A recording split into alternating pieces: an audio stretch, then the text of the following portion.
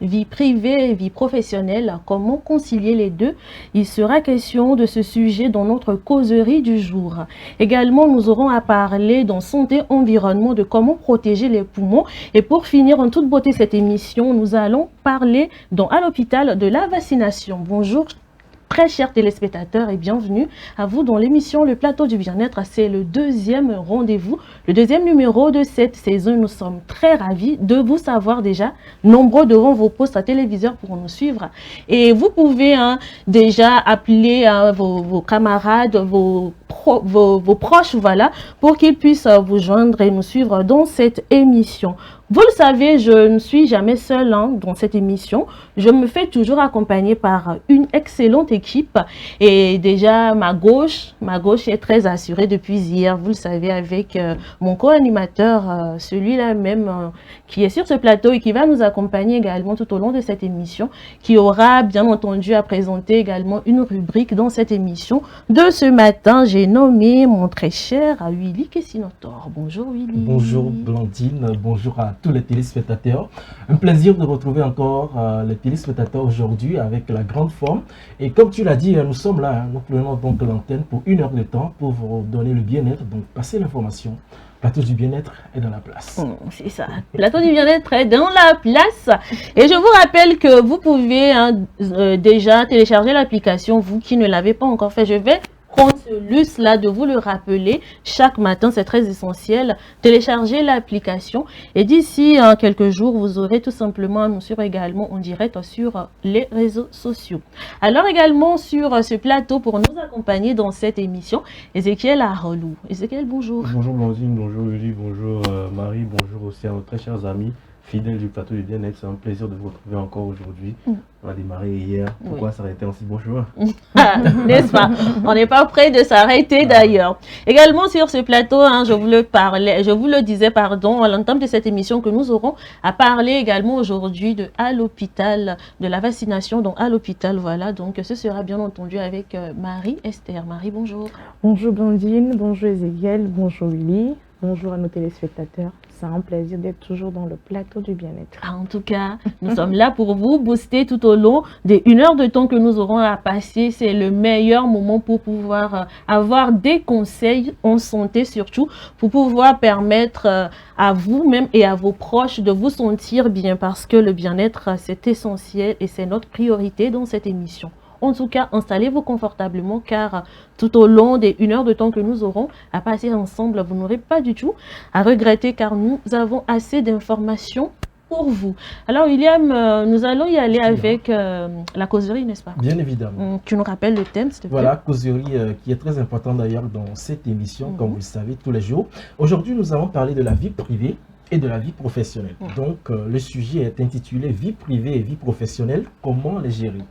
On sait qu'aujourd'hui, c'est quand même deux choses qui différencent, oui ou non, mais c'est des choses qui aujourd'hui causent assez de problèmes aux gens, qui donnent assez de stress. Donc aujourd'hui, dans cette émission, on va en faire un sujet pour en parler, sensibiliser bien évidemment, apporter des éclaircissements sur certaines zones d'ombre et surtout vous permettre d'être en bonne santé et de nous suivre. Voilà. Exactement, être en bonne santé, nous suivre, c'est déjà l'objectif principal également de cette émission. Alors, nous allons commencer avec mon très cher Ezekiel qui sourit déjà, donc c'est gagné d'avance.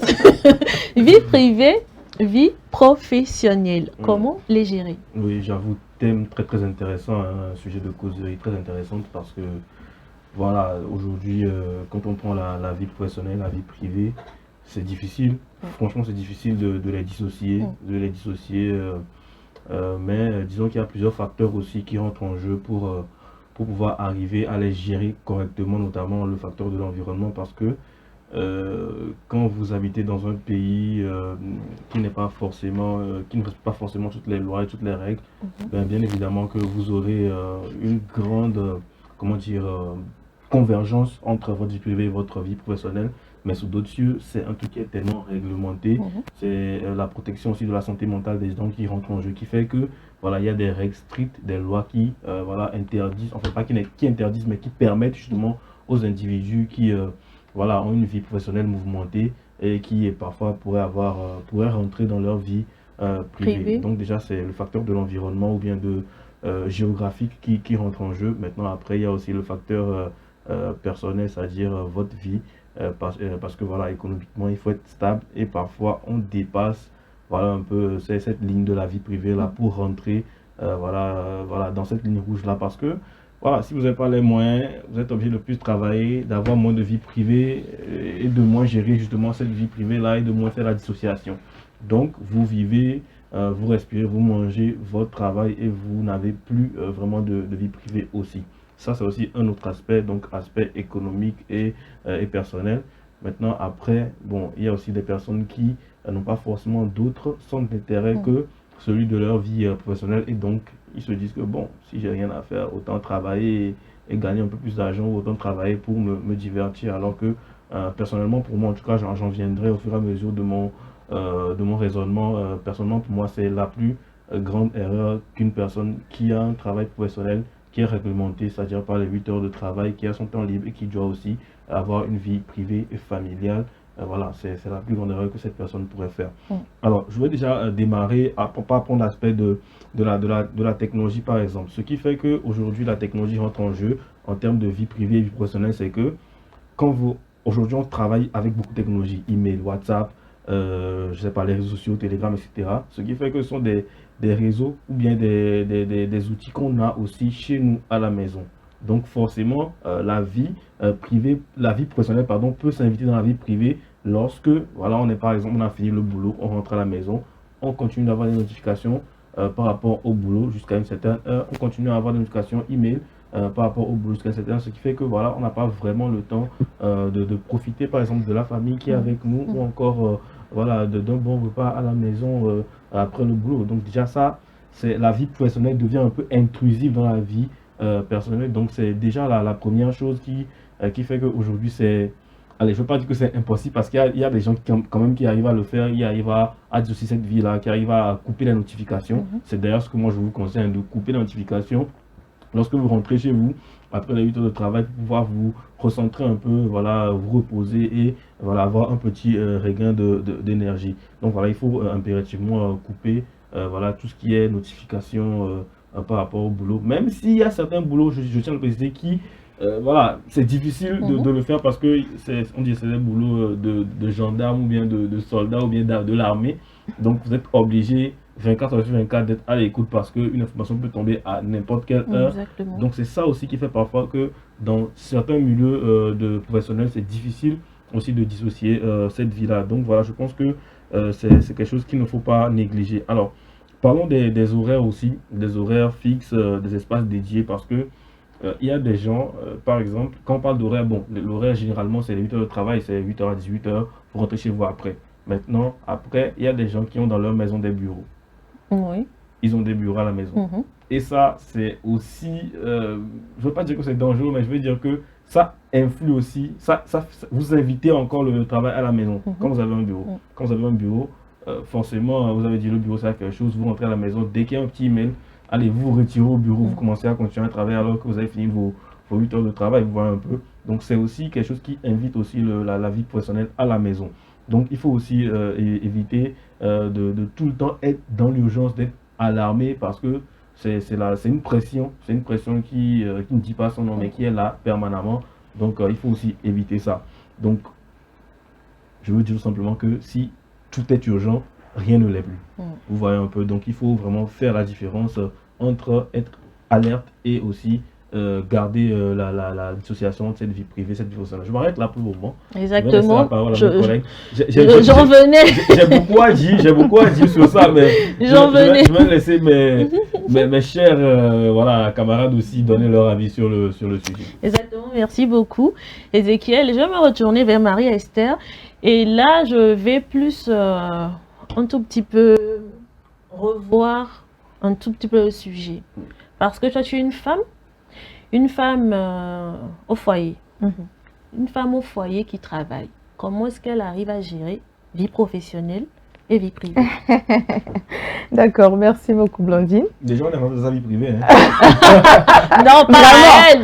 Elle profite oui. pour... Oui. D'accord, je pense que pour commencer, moi je dirais qu'il faut d'abord comprendre quelle est l'importance de l'équilibre. Parce qu'un bon équilibre permet une meilleure santé physique, une meilleure santé mentale et une bonne organisation de vie familiale. Quand il n'y a pas d'équilibre, tout est désorganisé. Et nous pouvons voir que les dangers du manque de l'équilibre, c'est vraiment... il y en a plusieurs parce que déjà, on va voir qu'on est stressé. Il y a la frustration qui est là. Et on n'arrive pas, il y a la stagnation, on n'arrive pas vraiment à jumeler les choses, à faire toutes choses en même temps. Donc ça montre en même temps qu'il y a un déséquilibre. C'est la raison pour laquelle je parle de l'équilibre ici. Donc, me concernant, moi, par exemple, en tant que femme mariée, femme au foyer, je dirais que il faut savoir faire la part des choses. En tant que femme, tu sais que après le boulot, c'est la maison. Tu vas retrouver ton mari. S'il y a les enfants, tu vas retrouver les enfants. Donc, il faut savoir établir un emploi du temps. Il faut savoir faire la part des choses, prioriser les tâches. Aujourd'hui, nous pouvons voir dans nos sociétés qu'il y a les familles, les parents qui sont tout le temps acharnés par le boulot. Et les enfants même n'arrivent même pas à voir leurs parents. Et pour un papa, il dirait que je fais tout cela pour mon enfant. Il doit aller loin, je dois l'offrir des vacances. Mais un enfant peut dire, papa, le temps que tu es en train de faire pour gagner de l'argent, j'aurais préféré avoir un temps de qualité avec toi. Parce que des temps de qualité, ça crée de l'attachement, un lien, l'amour, en fait, l'affection que cet enfant va recevoir. Et après, dans la société, deviendra un adulte équilibré. Aujourd'hui, il y a beaucoup de ces fléaux qui sont là. Il y a les problèmes de couple aussi qui viennent par là. La femme qui est rentrée, par exemple, elle est fatiguée déjà par le boulot. Des fois, elle te dit, ah, débrouille-toi, je ne peux plus cuisiner, je suis fatiguée à telle heure. Et aussi, voilà, le devoir conjugal, là, la nuit, non, je suis fatiguée, je suis stressée. Et là, ça amène des problèmes. Le mari, une fois, deux fois, trois fois, le mari aussi commence par avoir d'autres idées. Donc, moi, je pense qu'avec tous ces trucs, il faut savoir faire la part des choses. Établir son agenda, prioriser, avoir des temps de famille, des temps personnels avec sa famille, avec sa femme.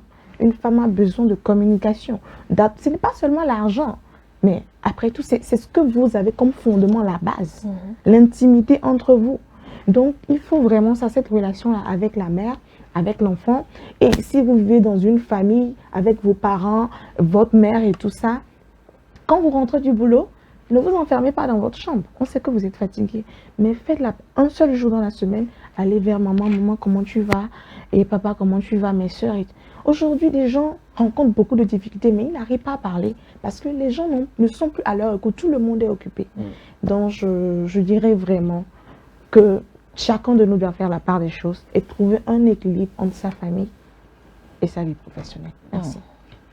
En tout cas, nous deux, tu as pris le sujet plus sur le point général.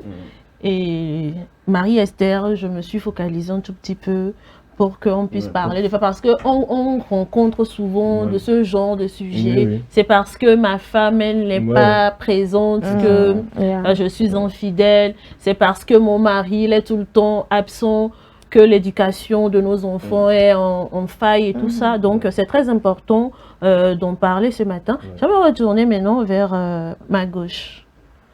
Ma précieuse gauche. Je suis toujours là. Je t'écoute. Alors, William a écouté Marie-Esther et Ézéchiel. Quel sera, toi, par exemple, ton avis par rapport à ce sujet vu d'ensemble? Alors, vu d'ensemble, je dirais tout simplement que moi, je trouve que ça se repose sur 4 éléments essentiels. D'ailleurs, ils les ont déjà abordés.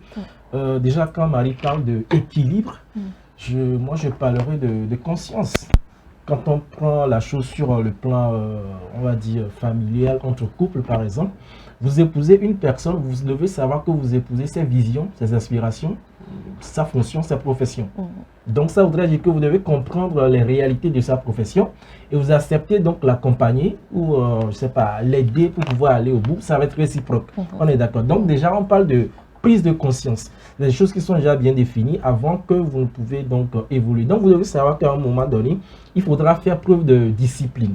Telle personne doit savoir que, comme Ezekiel a dit, à tel moment, ben, je reviens du boulot, même si j'ai un bureau à la maison et que vous savez que vous revenez du boulot à faire 8 heures de travail, ça ne sert à rien d'aller encore assommer le cerveau. Comme quoi, bah, écoutez, ça ne sert pratiquement à rien du tout. Vous êtes juste en train de vous faire du mal. Il y a le stress, après tout c'est les frustrations, vous êtes énervé à tout moment. Même on vous dit bonjour, vous êtes énervé, vous sautez sur les gens. En réalité, vous revenez chez vous à la maison, c'est un moment de se reposer, de se ressourcer, être calme, discuter, avoir d'autres avis. Ça vous permettra en fait d'aérer un peu vos idées, de mettre un peu de l'ordre dans la pensée et ensuite de retourner le lendemain au boulot. Voilà. Là, c'est pour cela que je parle de discipline. Alors, pour les entreprises peut-être ou à la maison, on doit faire des réunions de travail, on doit vous envoyer des notifications et tout. Vous devez forcément faire une certaine preuve de discipline pour savoir qu'à tel moment, peut-être on peut être en ligne pour quelque chose et à partir de tel moment-là, je me retire, je suis avec ma famille, je suis avec les enfants, ou bien cette journée, ou bien 7 heures, 2 heures de temps, je le consacre pratiquement à ma famille. Ou 30 minutes, je le consacre pour moi, je vais rester quelque part, lire un livre et puis voilà, être beaucoup plus à l'aise. La troisième chose, c'est la communication. Parce que plus vous êtes renfermé sur vous-même, plus vous ne parlez pas, vous ne vous aidez pas en réalité. Et votre entourage ne saura pas que vous traversez un moment difficile ou bien vous avez des soucis.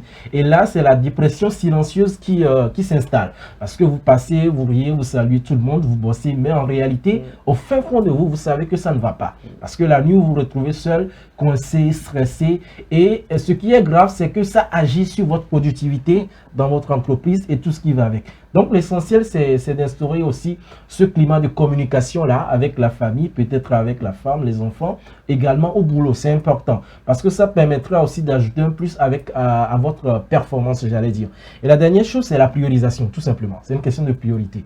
Certes, il y a du boulot, il y a ci, il y a ça, mais vous devez savoir prioriser les choses pour ne pas avoir des problèmes aussi à la maison et aussi au boulot. Vous devez savoir faire la part des choses pour essayer de satisfaire tout le monde. C'est pour cela j'ai insisté sur la prise de conscience de la chose. Si madame sait que monsieur, son boulot, c'est comme ça, monsieur sait que le boulot de madame, c'est comme ça, ils sauront en fait comment faire pour faire la part des choses et satisfaire également les enfants et s'occuper également de leurs activités personnelles. Et là, je pense que ça peut marcher, tout peut aller normalement. Et bon, après tout, il y a certains qui s'adonnent carrément au boulot, ils oublient la famille. Bon, je ne me marie pas, je ne veux pas avoir des enfants. Mais en réalité, on se rend compte que bon, il y a toujours ce manque-là. Donc, je dis tout simplement, c'est une prise de conscience. Vous épousez la personne, vous épousez sa vie, ses visions, ses projets, et puis vous faites route ensemble, quoi. Voilà. En tout cas, ce n'est pas facile d'être en couple et de concilier la vie privée et la vie professionnelle. Ça, c'est vraiment pas facile du tout. Et comme vous venez de le dire, vous tous, c'est une question de priorité. Il faut savoir définir ses priorités. Il faut savoir beaucoup communiquer. Je ne sais pas si Ezekiel, tu as quelque chose à ajouter aussi. Si je devais ajouter encore quelque chose, c'est deux choses essentielles qui ne sont pas négligées. La première des choses, c'est que le repos n'est pas un luxe. Dès que vous rentrez dans l'optique que le repos devient un luxe pour vous, alors vous avez déjà perdu la ligne rouge qui existe entre le travail et la vie privée.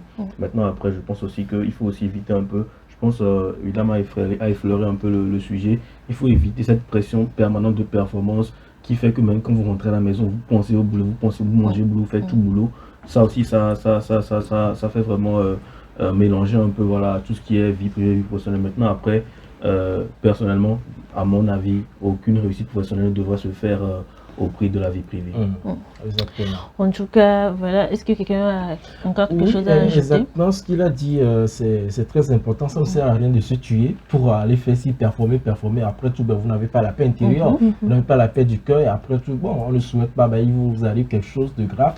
Écoutez, la vie continue. Disons qu'on ne demande pas aux gens de ne pas performer au travail. Hein. Non, même pas. Il faut performer, mais il faut performer, mais il faut savoir poser des limites. C'est comme les joueurs de football. Ils performent bien évidemment, mais c'est une question de discipline, c'est une question de priorité, parce que votre santé en dépend et votre performance également, et votre famille, tout ce qui va avec. Donc il faut savoir faire la part des choses tout simplement et pouvoir donner un bon rendement et puis bon, voilà, tout le monde est à l'aise et puis tranquille. Ok, moi je vais juste ajouter que gérer efficacement sa vie et sa vie professionnelle, sa vie privée, sa vie professionnelle, c'est chercher l'équilibre. C'est chercher la sagesse, la discipline telle que Willy vient de le dire. Car un bon équilibre nous permet d'être plus heureux, plus productif et être épanoui. C'est très très important pour notre propre épanouissement. Parce que Madame Blandine disait ça tout de suite, être à deux, c'est en fait, c'est vivre heureux en fait. C'est être épanoui, faire des exploits ensemble. Le boulot peut te lâcher, mais la personne qui est avec toi à la maison, c'est elle que tu reviendras à la maison pour la voir. Donc c'est très important. Et moi, je ne vais pas finir de parler de ce sujet sans notifier le fait qu'il y ait des personnes, comme vous l'avez dit, qui transportent les frustrations du boulot vers la maison. C'est très important qu'on en parle également parce que vous savez ici, on parle de bien-être, on parle de santé mentale. Du coup, c'est vrai que des fois, quand on se rend au travail, on a tellement de travail à faire, on est tellement acculé, on est tellement stressé. Des fois même, on est de très mauvaise humeur quand on rentre à la maison le soir. Et les réalités de la maison aussi sont différentes. Bien sûr. Du coup, sachons faire la part des choses. Si par exemple, vous savez que vous êtes quelqu'un qui s'énerve très vite pour un rien. Vous êtes une personne qui n'arrive pas à être du tout patient, c'est très important de savoir communiquer. Votre partenaire est avec vous, votre partenaire est dans votre vie pour vous apporter de l'équilibre. Donc, sachez être patient, respirez, prenez le temps de faire la paix avec vous-même avant de rentrer à la maison. Parce que ce n'est même pas la peine de prendre toute votre frustration du travail pour venir à la maison, créer encore d'autres problèmes. Parce que quand vous venez et que la femme ou bien l'homme aussi a une très dure journée, imaginez. C'est gâté. Imaginez. Donc, c'est très important de savoir faire la part des choses, de savoir c'est quoi la priorité dans la vie, de savoir comment gérer sa vie privée et sa vie professionnelle. Parce que quoi qu'on dise, il n'y a pas une seule personne sur la terre qui n'a pas ces deux vies-là. On a la vie professionnelle, on a la vie privée. Donc, l'important, c'est l'équilibre. C'est la patience, la compréhension et surtout la communication. Communiquer, parler. Ça évite la dépression. Ne gardez pas les choses pour vous. Quand ça se passe mal au travail, quand vous rentrez, essayez de discuter avec votre conjoint, votre conjointe. Elle saura vous guider. On ne finit pas d'apprendre. Ne vous dites pas, je connais tout. On n'a pas toute connaissance en fait. Du coup, essayez de communiquer autour de vous, posez certaines bases et sachez que la vie là, elle n'est rien sans nos enfants. Donc, essayons également de mettre les enfants bien. Parce qu'un couple heureux, ça va loin. Attention. Ça va loin. Très loin. En tout cas, on a le couple Obama en référence. Un couple heureux seulement. On peut c'est quelque chose. C'est des exploits. Débat. Ouais, mais bon, on prend juste le côté heureux. C'est ce que je dis, ça c'est un autre débat. On y reviendra peut-être. Voilà, c'est donc tout pour la causerie de ce matin. Nous allons marquer une pause publicitaire et revenir juste après.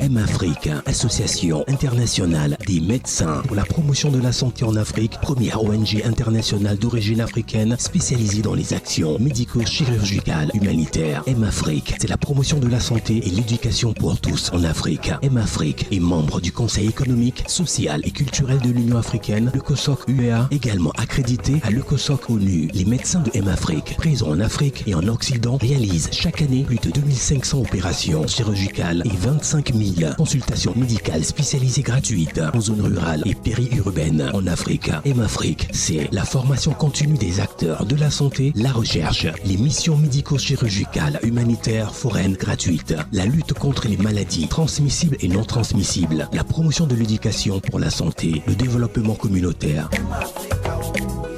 M-Afrique, une nouvelle vision de la solidarité africaine. M-Afrique, c'est amener l'hôpital vers les populations rurales et vulnérables. M-Africa, oh.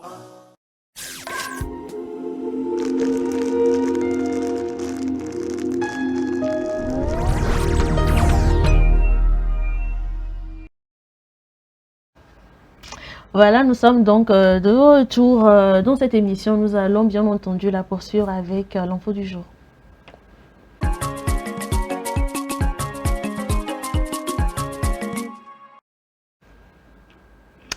Ambiance particulière samedi sur le plateau du jeu Génie Imhotep. À l'affiche, un match amical entre le lycée Aveji et le lycée Tokondo pour un match amical toutefois disputé, marqué par l'engagement et la maîtrise des élèves. Au terme des épreuves, Tokondo s'est imposé au score.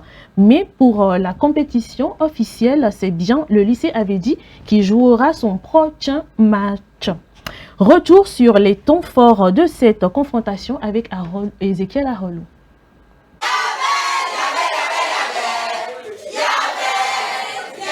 Cette fois-ci, place à un match amical qui a tenu toutes ses promesses avec la présence d'un invité spécial, le nouvel ambassadeur des clubs santé, l'artiste humoriste comédien ivoirien Michel Gou, dont la présence a apporté une inspiration et motivation supplémentaire à ces jeunes talents.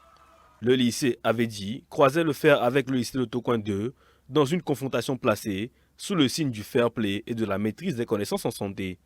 Dès le coup d'envoi, les deux équipes ont affiché détermination et rigueur, concentration, rapidité et esprit d'équipe étaient au rendez-vous. Ensemble. Chaque question donnait lieu à une véritable bataille intellectuelle sous les encouragements des encadreurs et des camarades. Le club santé du lycée Aveji s'est montré combatif et appliqué, multipliant les bonnes réponses et démontrant une belle cohésion de groupe. Une prestation solide qui confirme le sérieux du travail abattu au sein de leur club santé. Même si ça semble être un match amical, c'était un match vraiment où nos concurrents étaient des élèves vraiment très courageux. Ils se sont vraiment acharnés et ils ont donné le meilleur d'eux-mêmes. Concernant le match prochain, j'espère vraiment que nous-mêmes, nous donnerons le meilleur de nous-mêmes pour que nous puissions revenir avec la réussite pour pouvoir honorer non seulement notre établissement, mais la fierté de nos encadreurs. Je crois qu'aujourd'hui nous avons assisté à un très beau match entre le lycée Aveji Lavagno et le lycée Tokoin 2. C'est un match que le lycée Tokoin 2 a remporté. Je crois bien que le lycée Aveji n'a pas démérité. Ce qu'on fait, les points faibles sur lesquels on n'a pas réussi aujourd'hui, très prochainement nous allons essayer de travailler sur ces points, notamment sur le scanner, l'admission et revenir très fort pour le prochain match. Mais au terme des différentes manches, c'est finalement le lycée de Tokoin 2 qui prend l'ascendant et s'impose sur un score de 460 à 360. Plus incisifs dans leurs interventions et particulièrement précis dans les questions décisives, le club santé de lycée de Tokoin 2 a su faire parler son expérience pour décrocher cette victoire amicale. Concernant le match proprement dit, je pense que malgré que l'équipe en face était nouvelle, mais elle nous a quand même tenu tête et ça m'a beaucoup étonné, épaté, impressionné en même temps. Et je leur souhaite beaucoup de courage pour la fin. Le match en lui-même était waouh, ils nous ont tenu tête du début à la fin, même si le score n'en dit pas autant. Et c'est ça, on a gagné, mais on les félicite vraiment pour leur effort. C'est le lieu de dire un sincère merci aux organisateurs et en particulier au docteur Serge Michel Kodom pour cette initiative qui permet de rassembler les élèves, de leur donner l'occasion de s'exprimer. Et bien évidemment, notre équipe, le lycée de Tokoin 2, a livré un match amical ce matin avec le lycée d'Aveji et la victoire a été de notre côté. Donc c'est le lieu de dire encore merci aux joueurs. Si le lycée de Tokoin 2 remporte ce duel amical, la compétition officielle, elle, se poursuit. Et c'est le lycée Aveji qui aura l'honneur de défendre ses couleurs lors du prochain match face à un nouvel adversaire. Une occasion pour l'équipe de transformer l'essai et de mettre à profit les enseignements tirés de cette rencontre. Rendez-vous donc le samedi prochain. Ensemble.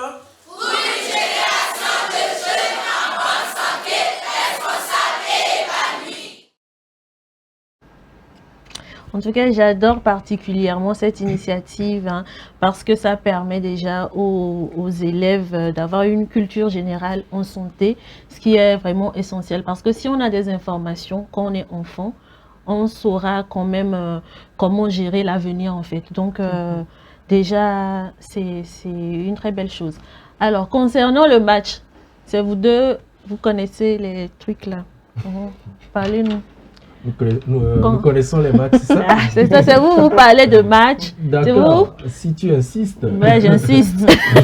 Même pas besoin d'insister derrière. Bon, on est déjà partant.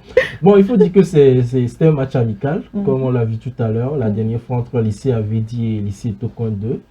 Donc, ça a permis quand même à Avedi de pouvoir encore affûter ses armes parce que lui faisait son entrée dans la compétition, c'était le samedi surpassé. Et sa première apparition avec une première victoire contre Collège Saint-Joseph. Donc, ce second match, c'est un match amical, ça leur permettra d'outiller donc leurs armes pour le prochain match contre lycée Diablé, bien évidemment. Bon, il faut dire que le capitaine a dit ça n'a pas été facile, même s'ils ont gagné. Parce qu'Avedi, à un moment donné, a tellement coincé lycée Tocoin 2. Mais il faut dire que quand on est expérimenté et qu'on est habile et qu'on maîtrise le game, comme on a l'habitude de le dire, ça a joué très vite en faveur de Tocoin 2, au point où à un moment donné, Avedi ne se retrouvait pas. Mais il faut quand même relever cet esprit-là d'équipe entre les deux établissements et surtout le niveau intellectuel par rapport donc à ce jeu-là du génie Imhotep, parce que Imhotep de base c'est un Égyptien, un savant, un connaisseur, très intelligent d'ailleurs. Donc le niveau déjà de ces deux équipes est à saluer vraiment sur ce match-là. Et puis le reste avec la mobilisation qui s'est faite dans la salle. Et puis bon, le score est là, Tocoin 2 a gagné. Je pense qu'Avedi maintenant va devoir travailler les failles pour que prochainement il puisse également emboîter le pas au lycée de Tocoin 2. Voilà. Du coup, pour le samedi prochain, est-ce que ça va être encore un match amical? Non, ce sera un match officiel, je pense. Match officiel. Lycée Avedi et lycée Diago aussi. Exactement. Et puis, il ne faut pas trop se fier aussi au score, hein, parce que franchement, c'est comme un match qui a été à 0-0 pendant quoi, 110 minutes et qui finit à 3 ou 4-0 à la fin. Mais c'était pas vraiment ça. C'était un match qui était très serré dans les premières manches avant que le lycée de Tocoin 2, avec l'expérience qu'ils ont bien évidemment, je pense qu'ils ont fait 5 victoires ou 3 victoires. Ils ont fait 2 victoires. 2 victoires lycée de Tocoin. Oui, lycée de Tocoin, déjà, donc ils ont un peu l'expérience aussi de ce jeu-là. Donc je pense que c'est avec ça que la différence a été faite. Mais c'est quand même un bel essai pour Avedi qui va savoir, je pense, rebondir rapidement aussi sur ce match amical. Elle pourra peut-être faire mieux les prochaines fois parce qu'ils ont quand même aussi battu un autre adversaire de taille, hein, le Collège Saint-Joseph qui était aussi voilà, très très bien. Donc voilà, en tout cas, on a hâte de suivre la suite. En tout cas, des surprises. Oui, hein. Le rendez-vous est donc pris le samedi. Le samedi pour le prochain match entre le lycée Avedi et le Diablé. Voilà, à 10h précisément. À ne pas rater. C'est important. C'est ça, Dr TV, ça se passe. Samedi à 10h. Très bien. Voilà, c'est donc tout pour l'info du jour. Nous allons y aller avec les mots doc. Voilà. Les mots.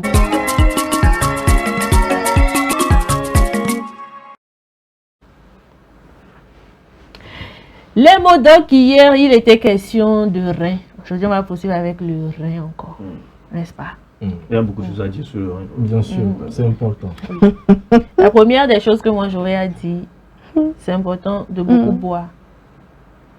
Buvez énormément. Beaucoup boire ou bien boire raisonnablement? Ah bon, raisonnablement.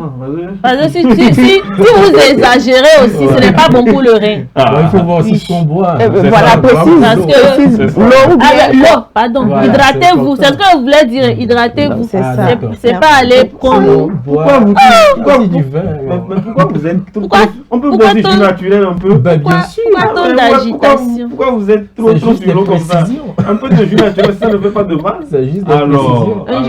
Un jus de pastèque. Ouais, ça le fait. Smoothie à la banane. Ouais, des trucs chics comme ça. Vous avez les bonnes choses. De bons trucs. En tout cas. Parce que je suis quand même ici longtemps. J'ai l'impression que vous avez décidé tellement ailleurs que vous avez foncé sur l'autre manière. Mais bon, si tu insistes, peut-être que tu aspires à quelque chose. Rien du tout. Alors, nous allons y aller avec les mots doc. J'espère que notre capsule elle est prête.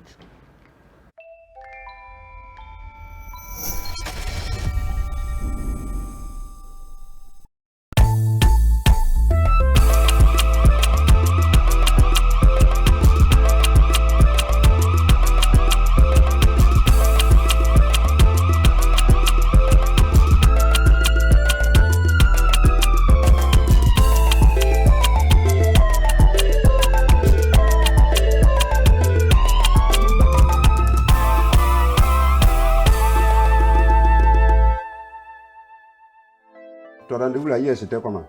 Quel rendez-vous? Ah, il demandait. Attends, tu parles à un vieux routier. Tu n'avais pas rendez-vous avec une petite fraichine? Moi, je n'avais pas rendez-vous. Demandez. Quand tu étais au téléphone là, quand tu parlais là, moi j'écoutais. Dès que je prends le téléphone, tes vieilles oreilles là, tu tires ça pour moi pour m'écouter. Attends, est-ce que tu sais que tu es vieux? C'est à moi tu parles comme ça? Oui, c'est à toi que je parle. Est-ce que je suis avec un bois? Attends, demandez, on dirait que tu ne me respectes pas, hein? Quand tu t'as la petite info, nickel, a caché ton cou. Moi, on ne peut jamais me plaquer à Abidjan. On t'a plaqué. Je dis, moi et puis toi, on n'a pas les mêmes capacités. On ne peut pas avoir la même capacité. Voilà. Tu es trop petit. L'amour là, c'est pour les grands. C'est pas pour les pauvres types comme toi. Je te dis ça. Il faut revoir ta copine. Toi, tu as l'argent. Bonjour, monsieur. Ouais, tu as quel problème de santé? Je me porte bien, ça va. Non, quand on te voit, on sait que tu es malade. Non. Il y a ma chérie qui est dans la chambre 4 là. C'est elle que je suis venu voir. La grosse femme qui a insuffisance rénale là? Oui. C'est pour ça que je suis venu pour voir si je peux lui donner mon rein. Qu'est-ce que tu sais de quoi tu parles? Toi comme ça là, toi maigrelet comme ça, tu as donné rien à cette dame là. Si je veux lui donner mon rein. Non mais... Il n'a pas pitié de lui, hein? Non, il veut vite mourir, c'est ça. Ah. Il faut lui dire que quand on meurt là, on ne revient plus. Tu veux mourir? Mais tout ce que vous êtes en train de dire là, moi je suis venu voir. J'ai dit, si nous sommes compatibles comme ça, lui donne mon rein. Quand on te regarde là, quand toi-même tu te regardes là, c'est son ou ton ou on va couper pour mettre sur la dame là. À cause de femme, tu veux te tuer. Je ne veux pas me tuer. Je veux lui donner mon rein, c'est tout. Vous n'êtes pas compatibles, tu ne peux pas lui donner ton rein? Tu on prend ton rein, tes petits reins là pour mettre dans elle, c'est insignifiant. C'est zéro. Ah, moi je peux vous sauver. En faisant quoi? Voilà. Il y a la chambre 7 là. La chambre 7, il y a un monsieur là qui est couché là-bas. Lui aussi, quand tu le vois, c'est un gros gaillard. C'est le même poids lourd là. Il a un seul parent qui vient une fois tous les dimanches. Donc lui, on peut abréger sa vie. Comme ça, on prélève ses reins là pour sauver ta chérie là. Comme ça, ça va. Mais ça va coûter. Si vous avez l'argent, on peut faire ça. Je n'ai pas l'argent. C'est pour ça que je suis venu moi-même donner mon rein. J'ai dit, tu ne peux pas donner. Toi, tu ne peux pas donner. Quand tu la regardes là, tu n'es pas compatible. Vous n'êtes pas compatible. Regarde sa forme et puis regarde ta forme squelettique là. Toi, tu peux donner là. Toi, tu as étudié la médecine où? Pour que la compatibilité des reins soit dépendante du poids. Tu as appris ça où? C'est lui qui a dit. Où tu l'as fait? Parce que j'étais là suffisamment longtemps pour attendre tes anéries. Tu devrais en avoir honte. Venez avec moi. On va faire des tests parce que c'est les tests qui vont démontrer s'il y a compatibilité ou incompatibilité, d'accord? Je suis désolé hein, pour... Et tu arrêtes ta comédie là, ok? Tu peux jouer le pitre avec Diomandé ou Dao, mais pas avec moi. On est d'accord?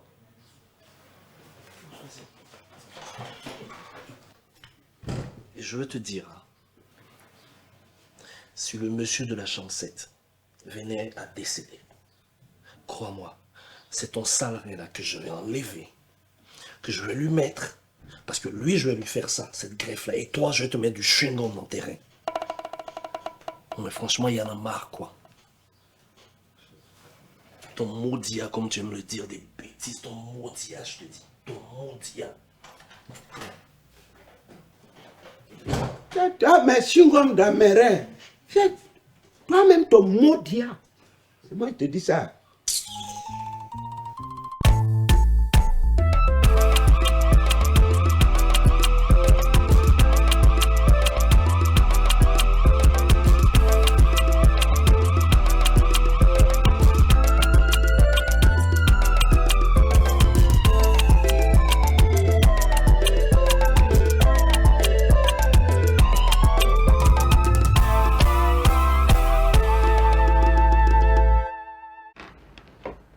Un peu d'humour ce matin.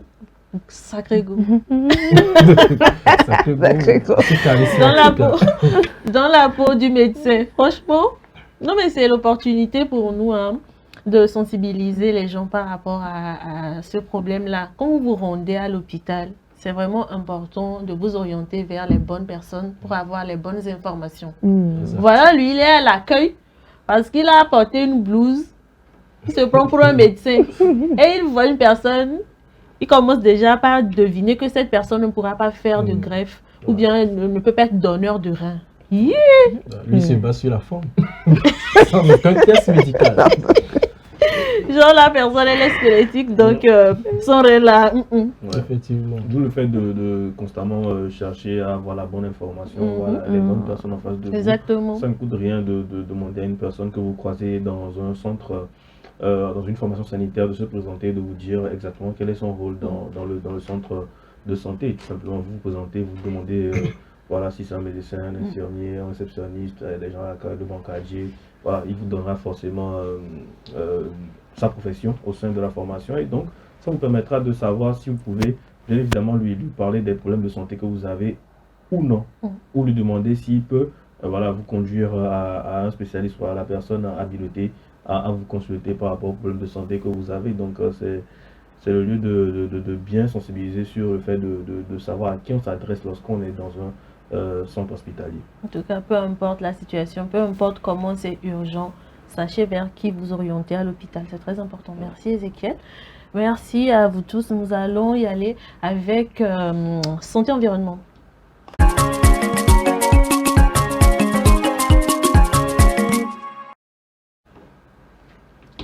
De parler ou bien... Oui, c'est quand tu veux. Nous sommes là. Alors, aujourd'hui, dans Santé Environnement, on va parler d'un réflexe assez vital. D'accord? Comment protéger vos poumons au quotidien. C'est important. Tout à l'heure, on a parlé du rein, qui est aussi un organe assez vital chez l'homme. Vous n'êtes pas sans savoir qu'aujourd'hui, nous vivons dans un environnement où l'air n'est plus toujours aussi ce qu'on pense être vraiment pur avant. Parce qu'il y a la pollution urbaine aujourd'hui, il y a également les fumées de circulation un peu partout sur nos routes, les poussières, on n'en dit pas plus. Vous devez vous rappeler qu'il y a eu quelquefois, il y a assez de rhume un peu partout dans la ville. Il y a également... Il y en a même d'ailleurs. Ah oui, voilà. Ça continue. La fumée de charbon de bois ou le tabagisme actif ou passif, c'est-à-dire le fumeur même qui le fait, ou carrément celui qui fume et vous êtes à côté, vous inhalez donc la fumée, c'est aussi dangereux. Les produits ménagers et chimiques également, ou soit de l'encens ou les parfums de temps en temps qu'on utilise. Alors, selon l'Organisation mondiale de la santé, il faut dire que la pollution de l'air est l'un des grands risques environnementaux. Et les conséquences peuvent être assez graves. Par exemple, l'asthme, voilà, qui est une maladie que vous connaissez tous, la bronchite chronique, les infections respiratoires, les allergies et les maladies pulmonaires, et j'en passe. Et protéger ses poumons, en réalité, ce n'est pas un luxe, c'est plutôt une nécessité quotidienne. C'est très important. Maintenant, venons-en au vif du sujet. Comment protéger vos poumons au quotidien? Tout d'abord, il faut éviter la fumée sous toutes ses formes. Comme je le disais tout à l'heure, le tabac de base est l'ennemi numéro 1 des poumons. Ce qui est bizarre, c'est que sur les boîtes du tabac, on dit que le tabac nuit gravement à la santé. Pourtant on en fabrique. Oui. Voilà. Je ne sais pas si c'est la vie qui est injuste. Bon, bref. Même si tu permets, même si on en fabriquait, mais les gens qui en prennent aussi le lisent, savent lire, non? Bien sûr, mais bon, après, tous ceux qui en fabriquent... Les responsabilités sont partagées. Donc, ceux qui en fabriquent ont un certain avantage psychologique, ceux qui en prennent, parce que nous allons quand même mettre, parce que c'est ce que dit la loi. Maintenant, après, à vous, vous êtes libre de consommer ou pas. Donc, on voit que les gens consomment toujours et c'est... Mais c'est dommage. C'est dommage, hein. Parce que de l'autre côté, il y a aussi des gens qui ont pu mettre au chômage si jamais on n'en produit pas. Oui. Bon, c'est une parenthèse. C'est un débat qui va devenir un débat... En tout cas, il faut dire que le tabagisme passif est aussi dangereux, comme je le disais. Quelqu'un qui fume et vous êtes à côté, vous respirez la fumée, c'est également très grave pour vous. Et aussi, il faut éviter les espaces enfumés. Et surtout, ne pas fumer et sensibiliser surtout votre entourage. Aujourd'hui, on pense que quand on parle de sensibilisation, il faut forcément regrouper une foule quelque part avec un micro pour leur parler de telle pathologie. Ben non, la sensibilisation peut-être qui est meilleure, c'est aussi de parler de bouche à oreille, entre potes, entre camarades, entre élèves. Ça aussi, c'est une très bonne sensibilisation. Et surtout, aérer votre maison chaque jour, c'est important. Parce que beaucoup pensent que l'intérieur est plus sûr que l'extérieur. Et ça, ce n'est pas toujours vrai. Parce que l'intérieur peut être 2 à 5 fois plus pollué. Je m'explique. Il y a des gens qui vivent dans des chambres où ils peuvent même préparer, faire tout dedans en même temps. Les sanitaires, là, comme on a l'habitude de l'appeler. Et les fumées, les gaz, tout ça là reste dans la chambre et vous respirez. Alors, qu'est-ce qu'on conseille? Il faut donc, tant pour moi, ouvrir les fenêtres au moins 20 à 30 minutes par jour. Laisser circuler l'air et éviter l'accumulation de fumée de cuisson. Maintenant, il faut également faire attention à la cuisine. Dans beaucoup de foyers, la cuisson au charbon ou au bois expose les poumons aussi à des fumées toxiques. Il y a également la fumée qui sort quand on fait le feu peut-être avec du charbon ou avec le bois également. Alors si possible, privilégiez des combustibles moins polluants, cuisiner dans un espace ventilé ou aéré et installer carrément une hotte ou ouvrir les fenêtres. Alors, la suite, c'est de porter un masque en cas de forte poussière. On se rappelle dans les périodes de Covid-19, tout le monde avait son masque et c'était d'ailleurs très bien d'ailleurs. Et en période d'harmattan, ouais, c'est bien parce que la santé, elle est importante. Et en période d'harmattan, sur les chantiers ou en circulation, le masque devient une protection intelligente. Il filtre les particules fines et protéger les poumons, ce n'est pas une faiblesse, rassurez-vous, c'est une responsabilité. Et il faut également faire l'activité physique. Ça va étonner les gens, mais c'est important pour protéger les poumons. Ouais, parce qu'il faut bouger un peu. Il y a des gens qui travaillent de matin 7h à 17h, toujours cloîtrés chez eux au bureau. Ils vont rentrer à la maison, ils vont manger, ils vont dormir, ils reprennent la même chose, alors que ce n'est pas bien pour l'organisme. Ça ne facilite pas un bon fonctionnement des poumons également.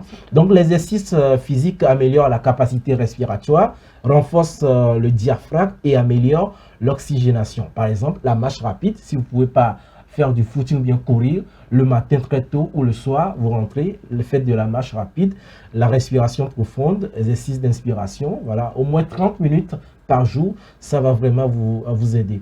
Hydratez-vous suffisamment. Voilà, j'en viens à toi. Hydratez-vous suffisamment. C'est important parce que l'eau aide à fluidifier les sécrétions bronchiques. Un corps hydraté respire mieux. Évitez surtout l'automédication abusive. Parce que dès qu'il y a le rhume, dès qu'on tousse, bon, on achète un médicament au coin de la rue et puis bon, on dit ça va calmer. En réalité, c'est pas bien. On est en train de s'auto-détruire. L'essentiel, soit c'est d'aller dans un hôpital, se faire consulter, ou soit aller à la pharmacie, trouver le médicament adéquat par rapport au mal que vous avez, afin de pouvoir carrément éradiquer cette maladie-là. Maintenant, les avantages pour protéger les poumons, vous respirez mieux, comme je l'ai dit. Vous êtes moins fatigué, votre cerveau reçoit plus d'oxygène et votre cœur travaille moins. Votre espérance de vie également augmente. Votre qualité de vie, naturellement, s'améliore. Donc, respirer librement, c'est vivre pleinement. Et pour chuter, finalement, il faut dire, on pense souvent au cœur, au foie, à la tension, mais on oublie que sans respiration, rien de tout ça là n'existe. Voilà. Donc, chaque téléspectateur, je pense que le message est passé. Chaque respiration est un cadeau, chaque souffle est une opportunité de vie. Et donc, protéger vos poumons, c'est protéger votre avenir. On espère que le message est passé, vous avez pris bonne note et que dès maintenant, vous allez adopter les bons gestes pour garder vos poumons en bonne santé et surtout profiter du bien-être qui se dit ici sur SOS Docteur TV tous les jours de lundi à vendredi à 10h30 et 11h30. On va observer la pause musicale et on revient juste après. Dans cette émission, Plateau du bien-être, on va donc attaquer la toute dernière rubrique dans cette émission. Il s'agit bien sûr de À l'hôpital. Et ce sera l'affaire de Marie-Esther à l'hôpital, juste après ceci.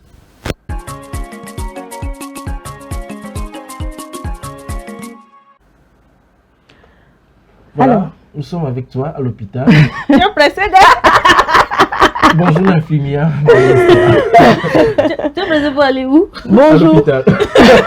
Bonjour monsieur. De vaccination. Exactement, parce que c'est très très important aujourd'hui dans notre société, pour notre santé, celle de nos enfants, la vaccination elle est très très importante. Raison pour laquelle il faut qu'on comprennent qu'est-ce que c'est que la vaccination et voir quels sont les différents types de vaccination. Alors très rapidement, nous allons aller. La vaccination, c'est quoi? C'est tout simplement un moyen de préparer notre corps à se défendre. Quand je dis ça, il y a certaines personnes qui ne vont pas comprendre, mais cela veut dire on introduit dans l'organisme une petite quantité de microbes affaiblis ou inactifs pour que notre système immunitaire apprenne à le reconnaître et à se protéger. En clair, c'est comme donner une leçon à notre corps avant que la maladie n'arrive. J'espère que ça, c'est beaucoup plus clair. Voilà.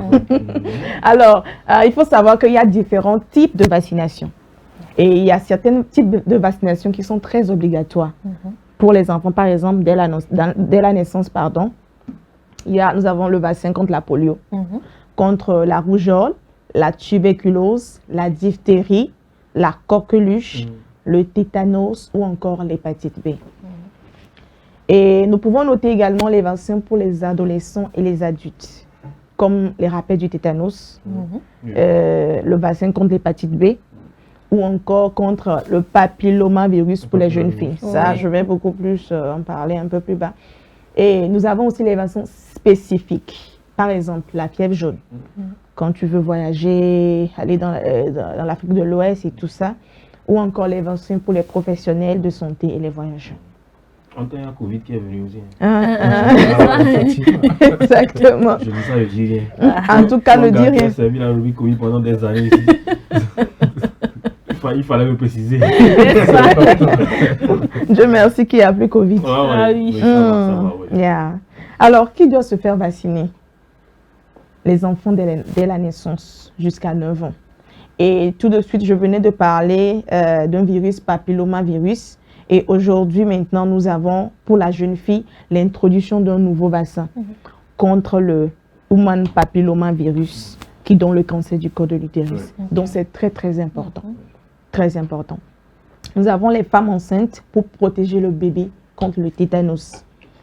Les adultes aussi doivent penser à leur rappel, notamment pour le tétanos, la fièvre jaune et sans oublier les personnes âgées, les personnes fragiles qui peuvent aussi recevoir des vaccins contre la grippe ou le pneumocoque.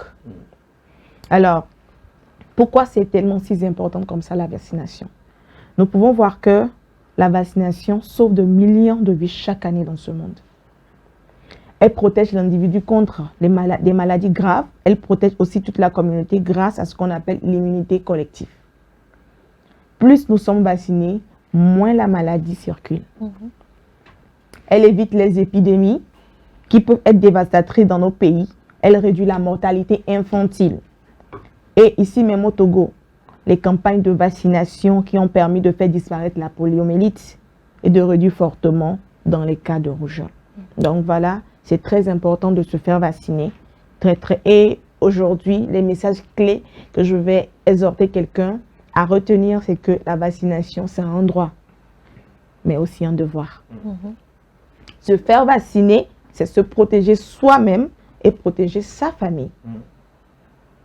Les vaccins sont sûrs et c'est très efficace et disponible gratuitement dans tous les centres de santé. Ne vous laissez pas tromper par les rumeurs. Les vaccins, ça sauve de vie. Alors, dès aujourd'hui, très chers téléspectateurs, vérifie aujourd'hui tes carnets de santé pour ton enfant et rends-toi dans un centre de santé pour te faire vacciner. Merci. Le message est clair. Le message est clair. C'est clair. C'est très important. Néanmoins, moi, je voulais juste revenir sur deux aspects. C'est d'abord le vaccin contre le papillomavirus, parce que c'est un vaccin qui vraiment protège vraiment les enfants dès le bas âge contre les différentes maladies. Et voilà, c'est un vaccin qui est instauré pour vraiment aider les populations. Il n'y a pas qu'en Afrique, c'est vraiment partout dans le monde que le vaccin est administré. Donc c'est très important de ne pas sauter ce vaccin. Et récemment au Togo, on a aussi eu l'introduction du vaccin antipaludisme aussi, qui a démarré chez les nouveau-nés. Donc je pense que c'est l'année dernière, en fin d'année dernière, entre septembre si je me trompe, parce que j'étais bien à la couverture du lancement de ce vaccin-là à Sokodé, notamment au nord. Donc voilà, c'est au centre, pardon. Donc voilà, c'est important vraiment de ne pas sauter ces vaccinations-là, et aussi de connaître aussi les nouvelles introductions de vaccins qui sont faites au fur et à mesure que voilà, le monde comment dire, sanitaire évolue. Voilà. En tout cas, merci beaucoup Marie-Esther. Je pense que le message est clair, le message est passé. Et moi, je vais plus exhorter les femmes qui ont eu des enfants récemment, les bébés en fait. Faites le maximum pour pouvoir aller faire vacciner vos enfants. Parce qu'on a remarqué que les mamans, quand elles vont à l'hôpital avec les nouveau-nés et qu'on leur introduit des vaccins, une fois à la maison, avec la fièvre et autres là, elles n'ont plus vraiment envie de retourner faire le reste des vaccins, alors que c'est très très important. Quand les sages-femmes ou bien les médecins qui vous suivent vous disent de venir faire vacciner vos enfants sur une période, c'est très important de le faire. Et ça, il va de la santé de votre enfant. Donc, c'est important, faites-le, d'accord? On est là. On est là pour les conseils, on est là pour les messages.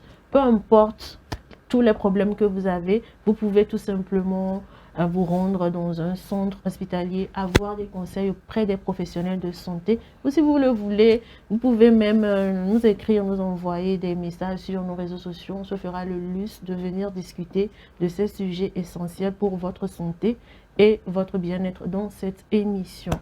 William? Je voulais juste, il faut vraiment que les gens sachent que c'est gratuit parce que d'autres personnes peuvent se dire que les moyens, surtout avec l'introduction du nouveau bar, ils vont penser peut-être que c'est gratuit.